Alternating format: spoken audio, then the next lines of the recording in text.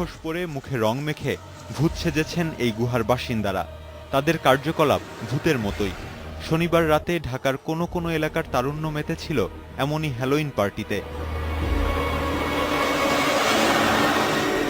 পশ্চিমা দেশগুলোতে ৩১ অক্টোবর পালিত হয় হ্যালোইন দিবস। এবার সেই আন্তর্জাতিকতার ছোঁয়া লাগলো বাংলাদেশেও। এই দিবসে মৃত ব্যক্তি এবং আত্মাকে স্মরণ করা হয়। দিবসটি উদযাপন এদেশে মাত্রই শুরু হয়েছে। হ্যালোইন পার্টি সম্পর্কে এরকম কোনো কিছু না, আমরা একটা অকেশন হিসাবে আর কি করা, বাচ্চাদের মজা দেওয়া, একটু যেমন খুশি তেমন সাজো, সেরকমই একটা কিছু।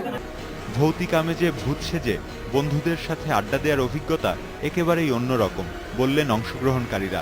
বড়দের সাথে ছোটরাও এসেছিল এই আয়োজনে। এটা করে মজা লাগতেছে, আলাদা একটা মজা। ছোটবেলায় খালি শুনছি ভূত প্রেত, এখন এখানে এসে অনেক মজা লাগতেছে। আমরা আজকে সবাই মানে like a ghost Halloween feel নিয়ে আমরা আজকে মজা করতেছি। পুরো কি সেজেছো আজকে? আমরা ড্রাকুলার, অনেক ভালো লাগছে। বাংলাদেশে বছর ৩ হলো শুরু হয়েছে হ্যালোইন দিবস উদযাপন। রাজধানীর প্রায় প্রতিটি বড় শপিং মলেই হয়েছে এই আয়োজন।